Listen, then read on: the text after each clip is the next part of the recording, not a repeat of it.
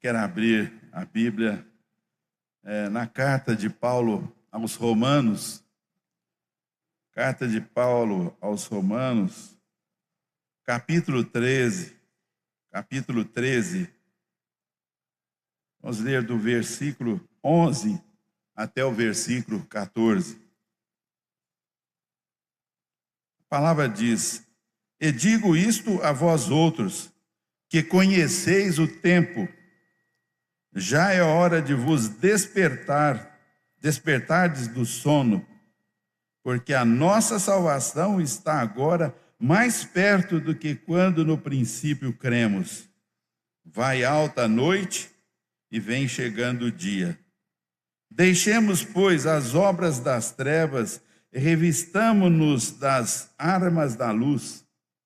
Andemos dignamente, como em pleno dia, não em orgias e bebedices, não em impudicícias e dissoluções, não em contendas e ciúmes, mas revestivos do Senhor Jesus Cristo, e nada disponhais para a carne no tocante às suas concupiscências.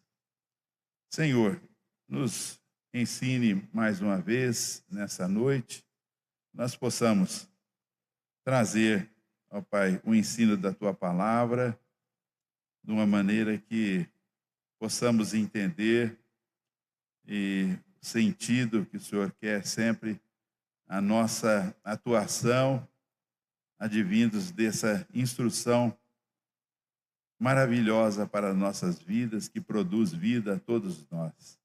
Que nós possamos estar com os corações, os ouvidos abertos, as mentes esclarecidas para receber a Tua palavra, em nome de Jesus. Amém. Irmãos, o apóstolo Paulo escreveu essa carta à igreja de Roma, a cidade mais importante daquela época. E ele escreveu essa carta para aquela igreja, uma igreja que ele não fundou, uma igreja que nasceu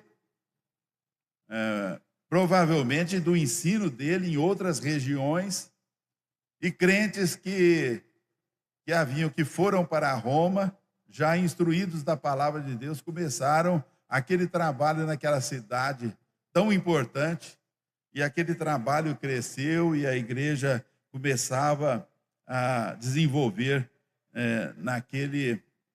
naquela cidade. O apóstolo Paulo, enquanto ele planejava, ele fez um planejamento para um dia visitar aquela igreja. Enquanto ele fazia esse planejamento, ele escreveu essa carta, uma carta de instrução para a igreja que ele ia visitar, que ele tinha tanto anseio em conhecer aqueles crentes que tinham recebido a palavra naquela cidade tão importante.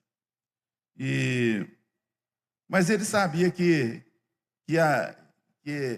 haviam desafios para a vida dele.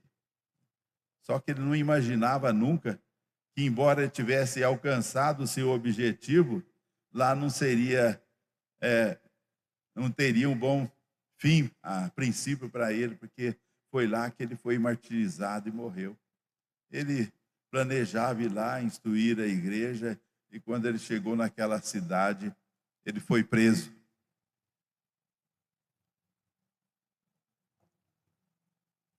Mas outros desafios também ele iria enfrentar. Como toda a igreja enfrentou um desafio do próprio povo judeu. Nós vimos aqui falar do judeu. Jesus foi o judeu. Paulo era judeu. E Jesus foi perseguido pelos judeus, os da própria raça dele, que não aceitavam, eles não aceitavam Jesus. Eles esperavam um Cristo vitorioso e libertador, que se fosse um rei que libertasse o povo daquela escravidão do Império Romano. A nação estava subjugada e eles tinham a expectativa de que surgisse em Jesus o Messias, o libertador. E quando ele veio daquela forma humilde, e eles ficaram frustrados. Eles esperavam o reino do Shalom, o reino da paz, aquele reino prometido lá pelos profetas, onde o cordeiro iria ficar junto com o leão, um ficava junto com o outro e eles não se agrediam. Nós vemos até que Jesus é o leão de Judá e o cordeiro de Deus também, né? E os dois convivem tudo na mesma natureza, um corajoso e o outro humilde. Jesus viveu dessa forma, mas eles não se atentavam para a forma que Jesus vinha. Eles esperavam um homem guerreiro que ia acudir ele nos momentos dele de opressão, de subjugamento, né? E foi uma frustração para eles. E até mesmo os discípulos ficaram um pouco frustrados. Os judeus viam, mas esse homem que é para ser o Messias, agora está junto com esse bando de pescadores. Tem até um zelote que é um meio guerrilheiro aí, que está aí no meio tentando com a espada libertar o povo. Então eles não entenderam, e os discípulos também não entenderam muito aquilo, mesmo sendo preparados por João Batista, né, que foi a quem eles seguiram antes. E batizaram com o batismo do arrependimento, mas eles, mesmo com a pregação de João Batista, que dizia: é chegado o reino de Deus, né? Humilde na primeira vinda, mas vitorioso na segunda vinda. E o texto nos fala a respeito do tempo, né? Então o texto fala: vós que conheceis o tempo. Que tempo é esse? Será que nós conhecemos o tempo? O texto fala de tempo, fala de sono, fala de salvação, fala de noite, fala de dia, fala de conduta, fala de preparo, fala de vigilância. A carta de Romanos, irmãos, é o maior compêndio teológico que foi escrita pelo apóstolo Paulo. Então, se nós lermos a carta de Romanos, de 1 a 11, são ensinos teológicos, ensinos para afirmar a fé, ensinos de doutrina, onde Paulo fala da ira de Deus contra a perversidade humana. O apóstolo Paulo depois fala da condição dos gentios, daqueles que não são judeus. Quando nós vemos a expressão gentios na palavra de Deus, é aqueles que não são judeus. E o apóstolo Paulo foi o apóstolo dos gentios. Ele foi para os gentios, mesmo sendo judeu, ele que era judeu, que perseguia a igreja, se converteu e foi para os gentios, foi para pregar para aqueles que não eram judeus. E recebeu por isso uma grande contestação deles, né? Porque eles tinham seus rituais, seus modos de servir a Deus. Eles não largavam a mão dos rituais da antiga religião dos judeus e achavam que aqueles que eram gentios, que se convertiam a Jesus, tinham que continuar nos mesmos rituais. E o apóstolo Paulo fala: não, eles não podem, eles não precisam desses rituais para a salvação é por graça de Deus. Então ele recebia essas objeções. E o texto aqui fala, né, dessa conduta, da salvação, fala também de vigilância, né? Nós vemos aqui no texto. E aí, quando se fala de tempo, nós temos que saber que tempo que nós estamos. Que tempo? Existe o ensino do já e o ainda não, que muitos de vocês já conhecem, né? Nós já vivemos no tempo do já e do ainda não. O já, quando nós sabemos que nós já recebemos as bênçãos da salvação, que está presente em todos nós. Nós já fomos justificados. E a ação poderosa de Deus, sabemos que nós fomos justificados, ou seja, ficamos libertos da culpa e da condenação do pecado, porque Jesus foi até a cruz pagar essa sentença e nos justificar dos nossos pecados. E agora nós estamos libertos do domínio do pecado. Estamos libertos do poder, do domínio do pecado. Entendemos que já nesse tempo fomos adotados pelo Espírito Santo. E por isso entendemos que nenhuma condenação há para os que estão em Cristo Jesus, porque Paulo, a partir do capítulo 8 de Romanos, começa a falar da ação vitoriosa para o povo de Deus, daqueles que recebem a Jesus, existe a vitória. Então ele começa a discorrer sobre a vitória, começa a discorrer da derrota do diabo, que a cabeça da serpente já foi pisada desde os tempos eternos. Já estamos ressuscitados com Cristo, então o velho homem já morreu, está sepultado com Cristo, e o novo homem que nasceu em nós agora está ressuscitado naqueles que receberam. Então isso é tudo do já. Vivemos nesse tempo de já, de reconhecermos tudo aquilo que o Senhor já fez por nós. Mas tem o tempo do ainda não. Nós não estamos ainda não na plenitude daquilo que é a promessa do porvir. Nós estamos enfrentando o pecado no momento. Ainda morremos, ainda sofremos, ainda temos dificuldades, temos perseguições, mas nós ainda esperamos a glorificação da volta do Senhor. A nossa salvação agora está mais perto do que nunca. Nossa, agora está mais perto.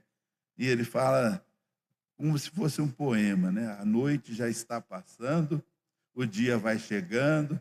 Nós estamos vivendo assim naquela madrugada maravilhosa, onde nós vemos aquela luz, a lua ainda em certo tempo, nós estamos na esperança, nós estamos no amanhecer, onde está perto a chegada de Deus, para nós vivermos naquele tempo das promessas, onde nós estaremos para sempre com o Senhor. Então, esse ainda não chegou, esse tempo. Nós vivemos no já, mas ainda não. Né? Então, hoje entendemos com mais facilidade esta realidade. Estamos na madrugada, ainda passamos pela escuridão, já vemos os raios de luz aparecendo, mas nós temos que despertar deste sono. E aqui é o apelo que o apóstolo faz, né? Estamos mais perto do que no princípio. Nós já vivemos, como nós já vimos numa mensagem, no fim dos tempos. Depois que Jesus se manifestou, é impossível nós exigirmos de Deus alguma manifestação para crermos. Depois que Jesus se manifestou, veio aqui, pisou nesse mundo e morreu pelos nossos pecados. Não existe maior manifestação do que esta de Deus para as nossas vidas. Jesus já manifestou plenamente para a nossa existência. Então, quando nós vivemos agora, que nós identificamos essa manifestação, esse tempo, podemos entender que nós estamos também no fim dos tempos. Depois da vinda de Jesus, nós caminhamos para o fim até o encontro de Jesus nos ares. Esse tempo que nós estamos vivendo. Então, irmãos, ele fala aqui que é um tempo de urgência. Vai alta noite e vem chegando o dia. Deixemos, pois, as obras das trevas e revistamo-nos das armas da luz. Né? Então, nós que conhecemos o tempo, os cristãos, entende que nós estamos naquele momento da história da redenção. Nós vivemos esse momento. Estamos entre a primeira e a segunda vinda de Cristo. Nós precisamos despertar do sono.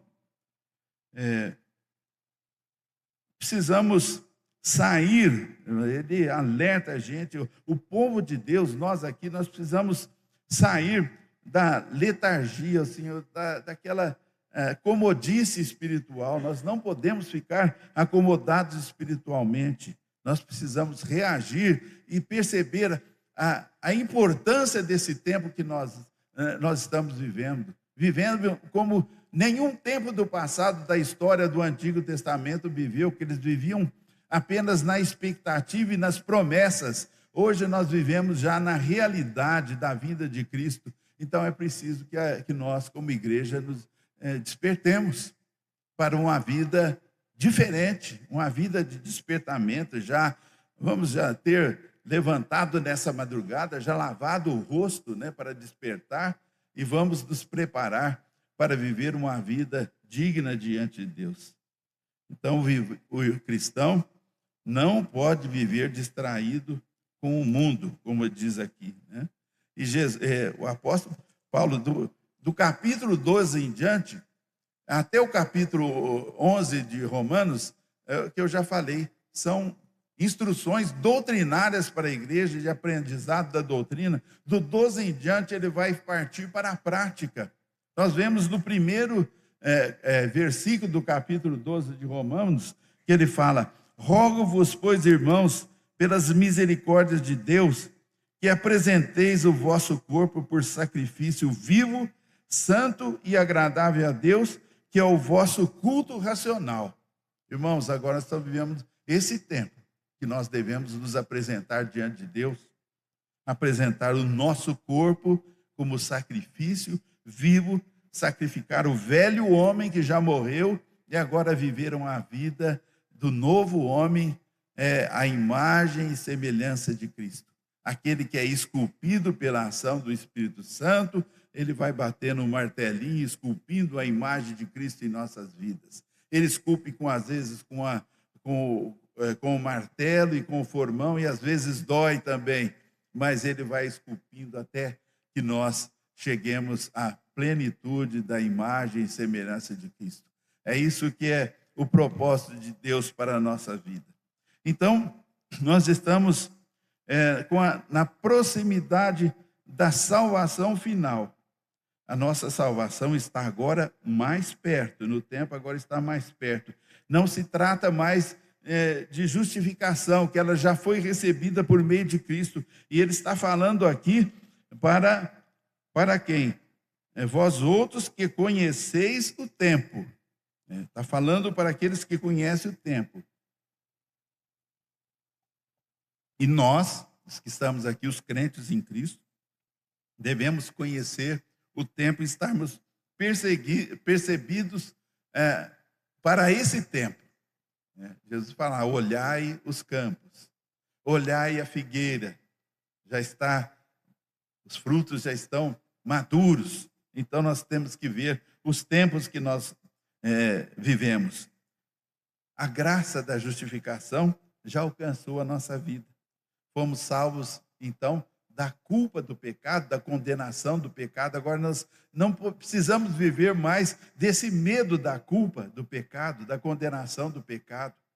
Esse medo é para o mundo. Quando Paulo fala no primeiro capítulo da ira de Deus que se revela sobre a maldade do homem, na maldade da humanidade, do pecado, ele fala sobre tudo isso, mas depois ele vai revelando o propósito de Deus para os gentios, até para os judeus.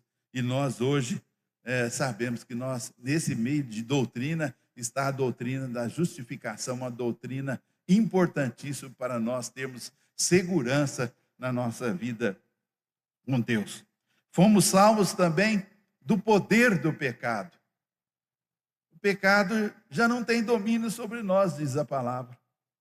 E nós somos salvos do poder, porque o Espírito Santo nos avisa quando nós estamos pecando, quando nós estamos desviando da palavra de Deus. Se nós conhecemos a palavra de Deus, nós sabemos e desviamos do mal. E Deus oferece isso para nós desviarmos do poder do pecado. E às vezes quando a pessoa se cauteriza a mente o crente é rebelde contra o ensinamento de Deus, ele sofre muito mais as consequências dessa rebeldia, quando ele desobedece a Deus. E nós não precisamos fazer isso, nós não precisamos desobedecer a Deus, nós precisamos obedecer e sermos quedados à vida de santificação. É o momento que nós vivemos. Agora nós ficamos livres do poder do pecado e agora caminhamos no tempo da santificação, no tempo de aproximarmos de Deus, no tempo de lermos a palavra de Deus, no tempo de oração, no tempo de servirmos a Deus, no tempo de amarmos os nossos irmãos. Então, cada dia que passa, nos aproxima, então, dessa fase, da próxima fase, que é a fase maravilhosa, onde seremos salvos da presença do pecado. fomos salvos da culpa do pecado, agora estamos sendo salvos do poder do pecado e seremos salvos da presença do pecado, que é quando Jesus voltar e ele será glorificado e nós seremos glorificados juntamente com ele. Enquanto isso, então, vamos guardar esses 3 tempos. Existem esses 3 tempos da salvação. No passado, nós fomos salvos, justificados, salvos da culpa. Agora estamos libertos da culpa. No presente, estamos sendo salvos do poder do pecado, ou seja, passamos pelo processo da santificação. E no futuro seremos salvos da presença do pecado. Não haverá mais pecado presente nas nossas vidas, porque nós já estaremos glorificados juntamente com Cristo. Então, aqui o apóstolo Paulo nos adverte. Para isso, nós temos que abandonar as obras das trevas. Precisamos abandonar obras de trevas. Quem faz obras de trevas é porque está fazendo algo escondido, algo longe de Deus. E nós não devemos passar por essas trevas e fazer algo que desagrada a Deus. Isso não é para nós. Nós somos pessoas que resplandecem a luz de Cristo nas nossas vidas. Aqueles que se escondem nas trevas é aqueles que estão longe de Deus, nas trevas, embrutecidos pelos pecados ocultos, mundo caído, vida velha, vida que é longe da presença de Deus. Mas nós somos aqueles que são da luz, da vida nova, vida transparente, vida onde a luz reflete em nós e nós deixamos que a luz reflita em nós. Nós fazemos parte do reino de Deus. Então, Paulo, em seguida, lista os pecados comuns, né, até na cultura romana, para alertar daqueles pecados que estavam presentes naquela cidade de Roma, que era uma capital, mas ela estava inundada por muitas obras de trevas mesmo. Então, ele lista aqui qual que seriam essas obras: orgias, bebedices, imoralidade sexual, dissolução, que é dissolução? Decomposição, desagregação, separação, ruptura. Fala de devassidão, de libertinagem, de lasciva, que é um desejo desenfreado, contendas, ciúmes. Isso tudo o apóstolo Paulo apontava por aquilo que estava acontecendo naquele lugar. E também acontece nos nossos tempos, né? Eu estava lendo aqui um significado de uma palavra aqui: impudicícias, dissoluções, pudicícias. Impudicícias, sabe o que é, gente? Ser vergonhice. E não tem coisa que mais nós vivemos nos tempos atuais, é isso. As pessoas perderam a vergonha. Nós vemos em todo lugar essa falta de vergonha vendo televisão, pessoas se expondo publicamente nessa situação, desavergonhadas, né, irmãos? E Paulo adverte que a conversão precisa produzir uma mudança ética visível. O cristianismo não é apenas doutrina correta, mas uma vida transformada. O apóstolo Paulo queria que as vidas fossem transformadas. Então, também se reflete numa luta contra os principados e potestades, luta contra os desejos da carne, não darmos a oportunidade à carne. Então, nesse tempo que nós somos libertos do poder do pecado, nós podemos fazer com que a carne não tenha oportunidade nas nossas vidas. Aí o apóstolo Paulo, no versículo 14, o que ele dá de instrução? Mas revestivos do Senhor Jesus Cristo, e nada disponhais para a carne no tocante às suas concupiscências. Revestivos de Cristo não é tornar salvo novamente. Revestir de Cristo, a pessoa que vai revestir de Cristo, não é ser novamente salvo, né? Então, muitas pessoas falam, você já recebeu o segundo batismo? Não, isso não é verdade. Quando nós professamos o nome de Jesus, e falando, eu creio, e eu professo, eu faço a minha profissão de fé, não só aqui na frente, mas lá fora no mundo, eu professo Jesus como meu Salvador, ele está sendo batizado a segunda vez. É o segundo batismo, não existe segundo batismo. Ele foi batizado, existe só um batismo, ele foi batizado pelo Espírito Santo, porque ninguém pode falar no nome de Jesus, pronunciar o nome de Jesus, se ele não for batizado pela ação do Espírito Santo. É viver coerentemente com a união que já temos com ele. Então, nós vamos apenas ter uma convivência com Cristo, viver coerentemente com a união que já temos com ele, aquilo que deve ser natural da nossa vida, termos uma convivência, uma relação com ele, porque nós oramos em nome de Jesus, ele mesmo disse, orem em meu nome, tudo que pedirmos em meu nome, eu vou-lo concederei. Então, Jesus é esse que nos dá essa liberdade de vivermos, de ter essa comunhão com ele. Significa refletir o caráter de Cristo no cotidiano.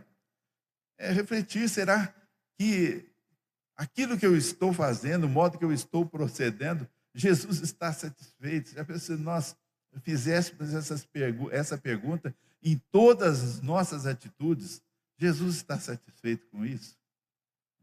Eu vou fazer isso ou aquilo, como a palavra dá de instrução. Então a gente fala, se for da vontade de Deus, né? Então, quando às vezes nós erramos muito, né, por falta de conhecimento, falta de dependência de Deus, e às vezes quando temos que resolver um assunto, nós resolvemos por nós mesmos, e quando nós já estamos naquele assunto, nós já esquecemos de falar com Deus, saber se Ele permitir aquilo ou não. Se nós fizermos isso todas as vezes, nós vamos errar muito menos. E a nossa união com Cristo, sermos a imagem de Cristo, testemunhar e honrar o seu nome, né? Isso é aquilo que devemos fazer, é aquilo que o apóstolo fala de revestir, é tudo isso, é desenvolver o nosso conhecimento de Deus através da santificação, que envolve uma responsabilidade humana. Não façais o caso da carne. Há uma luta contra a carne, mas há poder pelo Espírito de Deus. A conclusão, irmãos, vamos concluir rapidamente esse tempo de estudo. E na conclusão nós devemos, o que nós podemos pensar sobre um texto desse, um texto tão rico, né? Que fala do tempo, fala do sono, para nós não permanecermos com esse sono, para nós despertarmos para uma vida de coerência com Deus, para uma vida de relação com Deus, uma vida de ação, uma vida de trabalho, e pensarmos que a salvação está agora muito mais perto. A salvação está chegando, os dias se aproximam. Olhai, os dias são maus, a humanidade está ficando má, e nós estamos vendo que Cristo está voltando, o homem está cada vez mais externando a sua maldade, querendo destruir vidas, mas vemos que tudo isso é o propósito de Deus, anuncia, olhai para a figueira, que ela está agora no tempo dos frutos, agora está sendo chegada a hora que Jesus está voltando. Vamos ficar atentos, irmãos, vigilantes, temos que ser vigilantes. Então, é aquilo que o apóstolo está mais perto do que quando no princípio cremos, né? Já passou aquele tempo que nós já falamos, o tempo da libertação da culpa, agora estamos na possibilidade de termos, defendermos do poder do pecado, e aí estamos mais perto da glorificação. É isso que deve encher o nosso coração de esperança. Vai a alta noite, que já está indo, vem chegando o dia, deixemos então, irmãos, as obras que desagradam a Deus, as obras da carne, enumeradas aqui, enumeradas ao longo da Escritura, tantas obras da carne que desagrada, que distancia o homem de Deus, que é natural daqueles que nunca se encontraram com Deus, mas para nós não é natural vivermos em qualquer dessas classificações aqui que fala das obras da carne.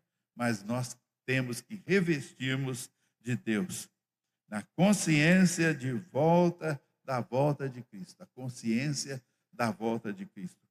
Salvação é um processo. Salvo da culpa, mas ainda temos raiva, ainda temos mágoas, ainda temos pensamentos ruins, que nós, através da santificação, nós podemos ficar libertos deles. A vida cristã, irmãos, tem que ser de vigilância, sede vigilantes, santidade e prática urgente. Esse vai sendo a conclusão daquilo que nós queremos deixar para nosso pensamento, né? União com Cristo como fundamento da ética nossa união com Cristo, estarmos unidos com Cristo. Combate a superficialidade espiritual. Tudo no mundo está sendo relativo. Isso aí é relativo, né? Tanto faz, igual o pastor falou isso, né? Que muitos são os pensamentos, às vezes, do adolescente. Tanto faz para mim, e o mundo está querendo que todos nós sejamos dessa forma, tanto faz. Isso é superficialidade da vida espiritual. Nós, pelo contrário, devemos nos aprofundar no conhecimento de Deus. Despertarmos dos sonhos, acordar da indiferença. Às vezes nós ficamos indiferentes a essas maravilhas que nós aprendemos, que nós vivemos num culto, numa adoração. Essa indiferença, nós não podemos ficar como estamos, e temos que analisar como é que nós estamos vivendo. Será que nós reconhecemos o valor da salvação? Reconhecemos o preço que foi pago para termos essa salvação que temos? Estamos conscientes disso? Nós realmente caminhamos para o fim, irmãos. A salvação plena está perto. Então é hora de despertar. Como podemos revestir de Deus? Vida devocional, que nós devemos cultivar a cada dia. Hoje existem inúmeras oportunidades de vida devocional. Nós vemos aí no grupo da igreja, né? Cada um tem uma contribuição, fez a sua devoção, fez a sua meditação e colocou ali o texto para a igreja inteira meditar. Quantas oportunidades que temos, né, da maneira bíblica. Nós temos a Bíblia em várias versões. Quando nós baixamos ela no nosso celular, de forma, se nós não entendermos numa versão, ali está outra versão que clareia aquele entendimento da palavra de Deus.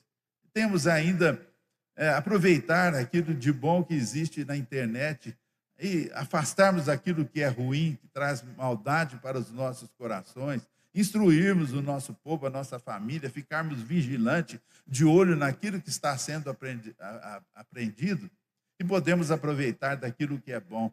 Mensagens, saber da onde vem a mensagem, a procedência da mensagem, se aquele mensageiro é um servo temente a Deus ou não, o interesse que ele tem atrás daquela mensagem. Tudo isso nós devemos analisarmos para sermos vigilantes. Então, vida devocional, nós nunca tivemos tanta oportunidade de vida devocional como temos tido, né? Outros povos não têm essa oportunidade. Nós sabemos que lá no Oriente Médio, onde os nossos missionários estão totalmente nas trevas, embrutecidos de entendimento, não conhecem a salvação. Então, esse é um meio de nós revestirmos de Jesus. Vida devocional, estudo da palavra de Deus, oração, orarmos sozinhos, entrar lá no quarto, pedir a Deus, orarmos em grupos, orar, ir num grupo de oração, fazermos o nosso grupo de oração, termos comunhão, oração dentro da família, termos uma relação com Deus. Essa é a liberdade que nós temos. A comunhão na igreja e a participação ativa da igreja também é outro meio de graça extraordinário que nós temos. Então, irmãos, as condições, as armas nós temos, porque aqui ele fala de armas, né? chegando o dia, deixemos as obras das trevas e revistamos das armas da luz. Então, essas são as armas da luz. É a oração, é a palavra de Deus, é a comunhão, é tudo que Deus dá de armas, a mente que nós temos para refletirmos das coisas de Deus. São coisas que Deus dá para nós crescermos no conhecimento de Deus e com isso sermos felizes também. Deus quer a nossa felicidade e nós só temos felicidade e alegria na presença de Deus. Fora disso, irmãos, não vamos ter a plena felicidade que vai culminar, vai ter o seu ápice na presença de Deus quando Ele voltar. Então, irmãos, vamos revestirmos mesmo de Deus, entregando a nossa vida, a nossa mente, o nosso coração para Deus e deixar tudo isso que desagrada a Deus. Ciúmes, invejas, maus pensamentos, mágoas. Isso é coisa que é mais vulnerável aqui dentro do povo de Deus. E isso não deve ter ciúmes, mágoas, divisões, não deve ter no nosso meio.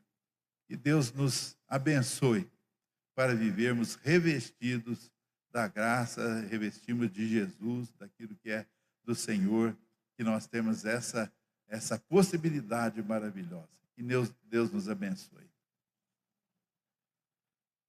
Vamos partir para o término do nosso culto. Vamos cantar mais um hino.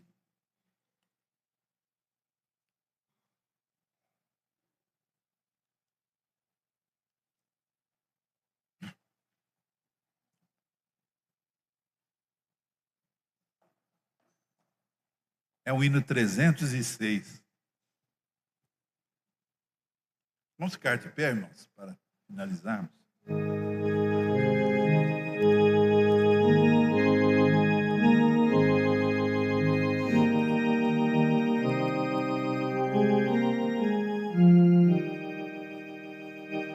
Erguei-vos, cristãos, Cristo quer-vos de pé, na luta do bem, revelai vossa fé, cingindo a armadura, hoje a Cristo exaltai, à sombra da cruz, corajosos lutai.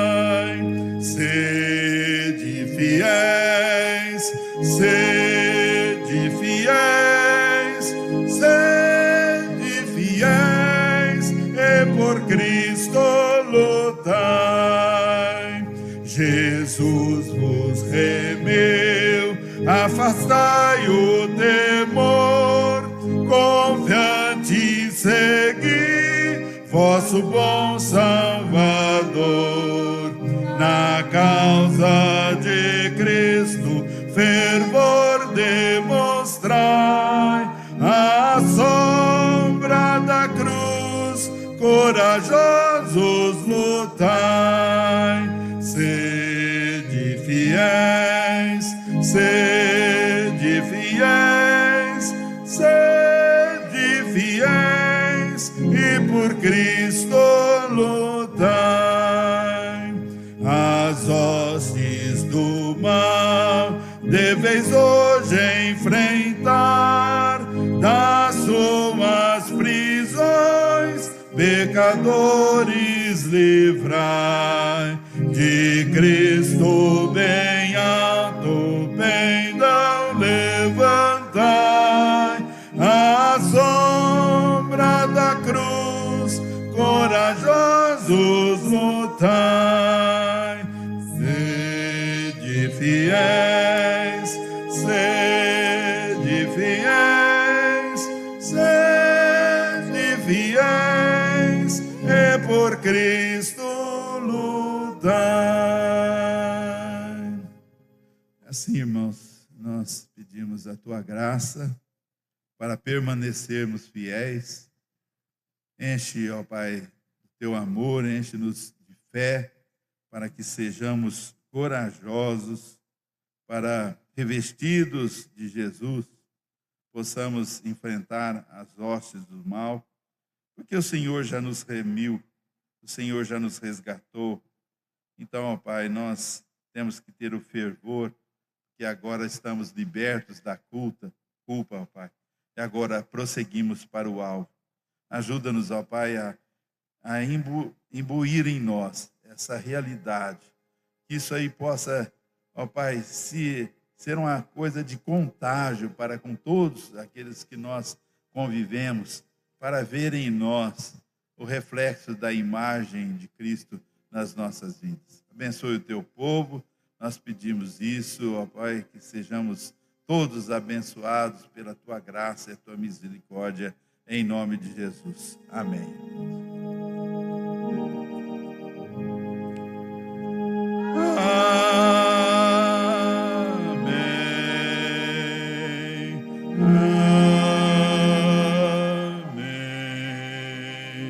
Amém.